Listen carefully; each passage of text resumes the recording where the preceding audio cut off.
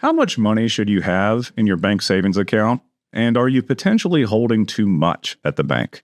Hi, I'm Garrett Ray, financial planner here at the Wealth Guardians and the Ray Financial Group. And I'm Brice Payne, and you've entered The Vault, the Wealth Guardians video series on all things pertaining to retirement planning.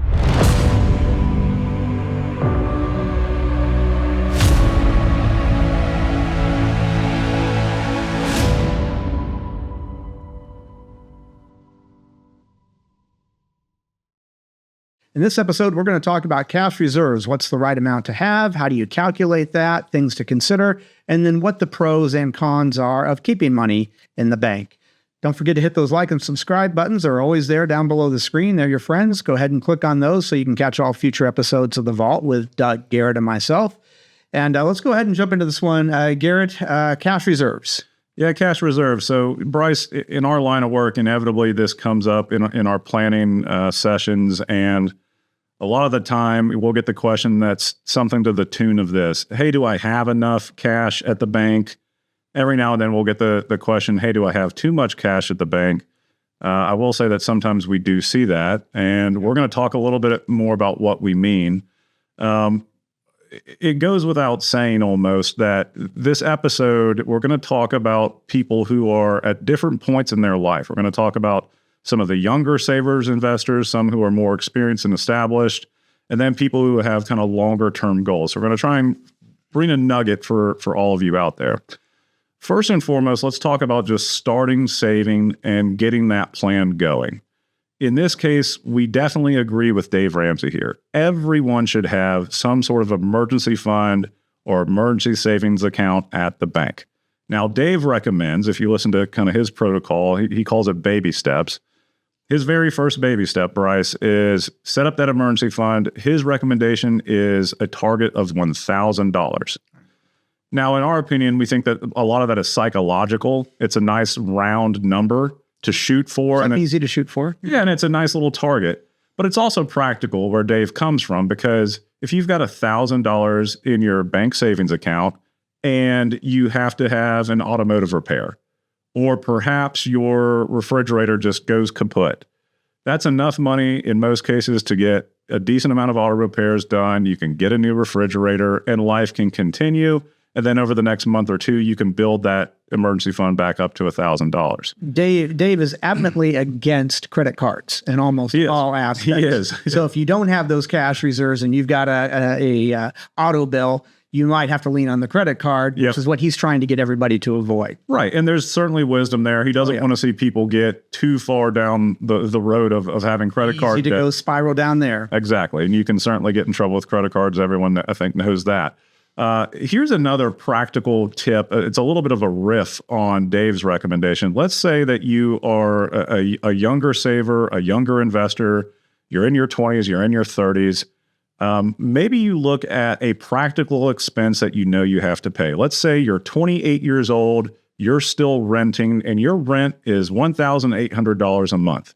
Okay. Why wouldn't you make that your target? That way, if you have a medical emergency, something happens in your family, you have to step away from the workplace for a couple of weeks, and maybe you're not making as much income as you could if you're an hourly worker for sure, then at least you've got 1 month's rent ready to go just in case something were to happen. So whether it's $1,000 or a practical target of an expense that you know you have to pay, shoot for that as an initial step. Okay, very good. And there's some pros and cons to keeping money in the bank. Let's kind of go over those. Yeah, there certainly is. I mean, keeping money in the bank, you have it, it's available, you can withdraw it almost at any time. No risk. Zero risk of loss. No risk of loss as long as you're under $250,000. FDIC insurance covers you there should something happen to the bank. The trade-off is anything you have in a bank savings account nowadays, you're not making hardly any interest whatsoever. You'd be lucky if you're making 0.1% interest on that savings account. And the issue with that is if you've got a lot of money tied up in there, then you're losing purchasing power thanks to inflation. We all worked hard for our money, right? Presumably. Yep. And we want our money, presumably, to work hard for us. And that's not going to happen at the bank. Not going to happen at the bank. We like it because it's liquid, it's easily accessible. This is money that we should be using relatively soon, and we don't have the intent for that money to quote unquote work for us. All right, Brice. So let's transition a little bit to, okay, maybe we're a little bit more established in our saving and investing history. And perhaps we've gotten married and we're thinking about some additional targets when it comes to our savings account. What's the general recommendation? Okay, if we're a married couple and we both have steady jobs, and it's not a high risk employment situation, shoot for 3 to 6 months of living expenses. Let's say the couple's living expenses are $4,000 a month. Okay, we want to have somewhere between $12,000 and $24,000 at the bank. Makes sense. Right? We're doing pretty good there. We're doing all right. And that if something were to happen to one or the other spouse when it comes to their employment situation, we've got a little cushion, we've got a little buffer. Yes, the other spouse is still working, so there is some income going in, but we may have to lean on that savings account some. Right. That's okay. We've done the work up front. That's what it's there for. Yep. Now, suppose you're a single person, then we're going to maybe stretch that horizon out a little bit more. 6 months to 1 year's worth of living expenses is a good target. That can be hard to reach, admittedly. But for those of you who have been in a job search, you know that it can take 6, 9 months even, up to a year to find that job that you're really looking for. And so if you do go through a period of unemployment where you're in between jobs, having that cushion is really going to come save the day for you. So once we get to either that 3 to 6 month target or that 6 month to 1 year target, then what do we do? Do we still keep piling money into the bank savings account? We would recommend probably not. Okay. And here's why. At that point, you need to give yourself permission to go ahead and start investing if you haven't already. The purpose of this video is to really target the audience who they're thinking about investing, but they really need to take care of their bank savings and their cash reserves first. That's perfectly fine. But when do you give yourself permission to start investing? Okay. We're going to bring up a little graphic here on the screen. Let's say that you've already accomplished that 3 to 6 months living expenses or that 6 month to 1 year worth of living expenses at the bank, but you're still, for some reason, a very conservative investor. You're not comfortable pulling the trigger on buying stocks or buying mutual funds, anything like that. Are there options where you can get higher return or higher yield on your money that you've worked so hard for outside of the bank? And yes, there is. So in our graphic here, what we've done is we've pulled up what I call the big three of money market funds that are available to us at companies like Vanguard, Fidelity, or Charles Schwab. We've got the ticker symbol there. And what they're, as of the date of this recording, which is August 28th, 2025, what their current 7-day yield is. Now, this tries to keep up with the federal funds rate. Now, what these money market funds are doing is they are investing in short-term government securities. So you're talking 3-month, 6-month bonds, tips, that sort of thing with the government. Now, for Vanguard, Fidelity, and Charles Schwab's effort, they are going to charge you a fee for this because they're the ones finding those government securities that are getting you your interest rate or your yield. And out there to the right, you can see what the expense ratio is. Vanguard is the cheapest currently at 0.11%. The highest currently is Fidelity at 0.42%. But even if you do the math and you net it out, that's certainly getting you, right around 4%, high 3% interest rate, which is much, much better than you're going to find at your bank's savings account in almost all cases. Right. Here's the question that we sometimes get, or the pushback we may get.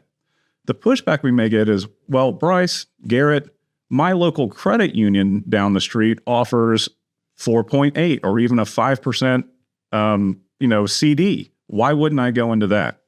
CDs are also good options. Mm-hmm. One of the trade-offs with most CDs is, let's say you find a 13-month CD that is yielding 5%. Okay. You have to hold that money in that CD for the full duration. You have to let it mature for that 13 months, and you can't use the money. Inside of a money market fund, at something like a Fidelity, a Vanguard, a Charles Schwab, it's mostly fully liquid. You can set up your bank account where you can basically ACH money back and forth between Fidelity, I'm just using that as an example, and your bank. And let's say you started off with $10,000 in there, you left it for 2 months, but then you had need for $5,000. Right. You could do that, and in 2 or 3 business days, you've got your $5,000 and you can use it. And you can do that as many times as you need. You can contribute, you can take a distribution from that. Unlimited times where you may not have that flexibility. In fact, you likely don't inside of a CD. Right. So, Good.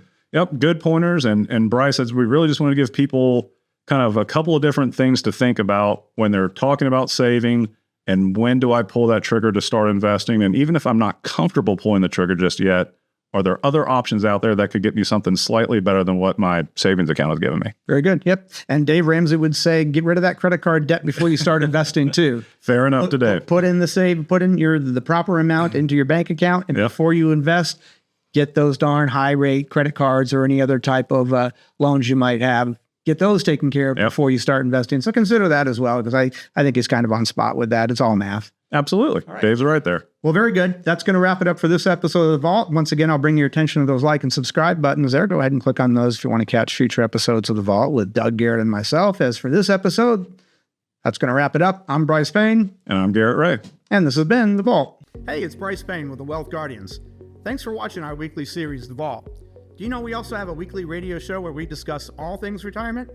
You can listen to the Wealth Guardians radio show live on 94.5 WPTI in the Triad on Saturday mornings.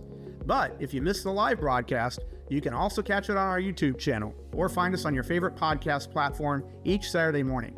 Make sure to subscribe wherever you listen so you can get notifications when we release new episodes. Want you to remember, good retirement plans do not create themselves. We'll talk to you soon.